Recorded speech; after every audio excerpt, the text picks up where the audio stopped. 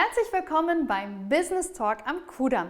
Wir sprechen heute mit Herrn Rudolf Engelsberger, Präsident des Verwaltungsrates der 1000 FTAD AG, darüber, wie man von Anfang an mit einer spezialisierten Handelssoftware an einer Erfolgsgeschichte im Fintech-Bereich partizipieren kann.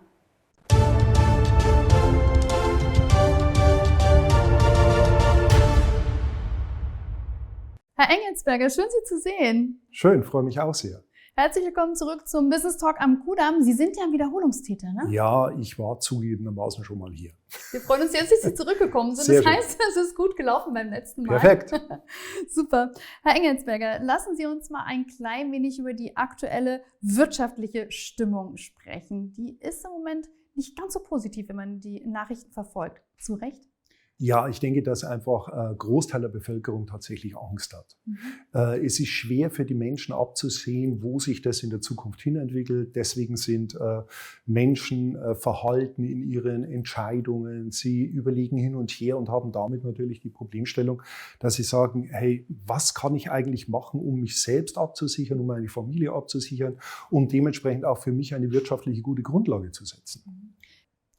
Eine wunderbare Überleitung, die Sie mir da gegeben haben. Deswegen auch gleich die Frage, warum glauben Sie, dass die Finanzdienstleistungsbranche hier mit spezialisierten technischen Lösungen ein besonders zukunftsträchtiges und auch lukratives Investment sein kann? Ich glaube, jeder hat es irgendwo durch Pressenachrichten oder Ähnliches mitbekommen, dass finanztechnische Unternehmen ganz generell einen wahnsinnigen Aufschwung in den letzten Jahrzehnten hatten. Das liegt daran, dass die Digitalisierung in sich natürlich fortgeschritten ist. Auf der anderen Seite ist es so, die Menschen wollen Bequemlichkeit in ihrem Handling haben. Und wenn jetzt Unternehmen kommen, egal ob das jetzt Banken, Versicherungen oder ähnliche Institute sind, und entwickeln Softwarelösungen, die mir als Verbraucher es ermöglichen, in ganz einfacher Art und Weise das umzusetzen, was mein Ziel ist, dann ist es natürlich eine wahnsinnig boomende Branche. Jetzt haben Sie gerade die voranschreitende Technologisierung angesprochen und die Fintechs, also die Unternehmen, die sich mit finanztechnischen Lösungen beschäftigen, sind natürlich in aller Munde und werden gehypt und sind natürlich super spannend. Nichtsdestotrotz muss man aber aufpassen, auf welche Faktoren sollten denn Investoren hier ganz besonders ihren Fokus drauf legen, damit da nichts schief geht. Ja, im Endeffekt kann man sagen, es muss was Innovatives und was Neues sein. Wenn man überlegen, wie die erste Online-Bank tatsächlich den Markt erschlossen hat, dann war das ein wahnsinniger Hype und jeder hat gesagt, kann ich dem trauen und ist das alles auch wirklich sicher, was ich damit mache? Und dann haben die wirklich ein Marktsegment für sich geschaffen. Heutzutage ist es wichtig, dass man darauf achtet, dass es neue Innovationstechnologien sind. Also es muss was Spezialisierteres sein, weil ansonsten ist es einfach einer von vielen und bei einem von vielen kann ich natürlich auch bei einem Investment in eine Gesellschaft relativ wenig Gewinne realisieren. Da möchte ich gerne nochmal nachbohren. Welche Rolle spielen denn heutzutage Innovationen, technische Entwicklung, technischer Fortschritt und Fokus auch auf neue Ideen für den Erfolg von Fintech-Unternehmen auf dem aktuellen Markt in der Landschaft? Denn es gibt ja super viele Fintech-Unternehmen. Exakt. Also die Grundsituation ist, dass die Fintech-Unternehmen relativ standardisiert global Dienstleistungen angeboten haben. Das heißt, ich habe beispielsweise bei einer Online-Bank alle Lösungen, die mich als Verbraucher in unterschiedlichen Themenbereichen betreffen, umsetzen können in diese Software. Heutzutage ist es mehr wichtig, in spezialisierte Sonderthemen einzusteigen, also in Teilbereiche, um in diesen Teilbereichen tatsächlich wieder einen Zug oben drauf zu setzen. Das kann man sich vorstellen wie ein Markt, nehmen wir die Kfz-Industrie. Global, klar, wir wollten Auto fahren, wir wollten uns bewegen, das war nachvollziehbar, aber irgendwann ist es gekommen, aufs Detail zu achten, welche Spritwerte sind mit dort, welche Energiewerte, welche Sicherheitsbereiche sind da relevant. Also die Spezialisierung bringt quasi den Profit. Jetzt wollen wir hier beim Business Talk am Kudamm auch Klartext reden. Und das heißt, ich muss und möchte natürlich auch die Risiken ansprechen. Ja. Deswegen, welche konkreten Risiken bestehen bei dieser Art von Investments und wie kann ich darauf achten, dass ich diese minimiere? Also grundsätzlich ist jede unternehmerische Beteiligung mit unternehmerischen Risiken verbunden. Das heißt, ich muss mir genau betrachten, was ist das für ein Unternehmen? Ist die Branche, das Segment, in dem sich das Unternehmen tatsächlich auffällt, ist es so innovativ, dass ich selbst vom Gefühl her sagen würde, boah, da sehe ich eine wahnsinnige Perspektive und eine wahnsinnige Zukunft in diesem Segment auch. Und der zweite Bereich ist, es muss eben etwas sein, wo ich nicht nur ein globales Institut habe, sondern ich muss mal anschauen, welche Menschen stehen dahinter.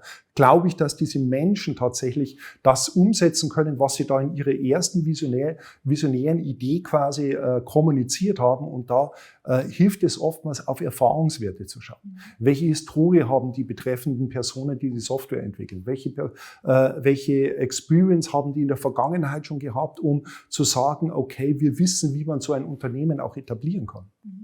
Und für alle Tech-Enthusiasten haben wir jetzt noch ein spannendes Thema, denn Sie haben eine Software, eine automatisierte Software entwickelt für den Währungshandel.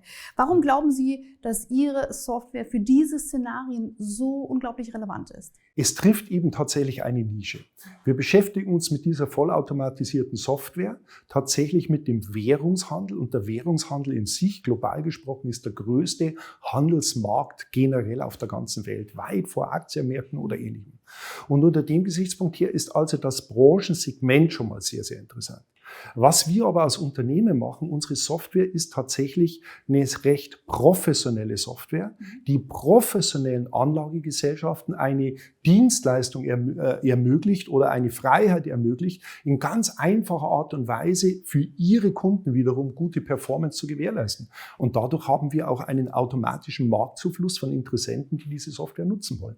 Ich würde gerne noch mal einen Schritt zurückgehen, noch mal nachhaken.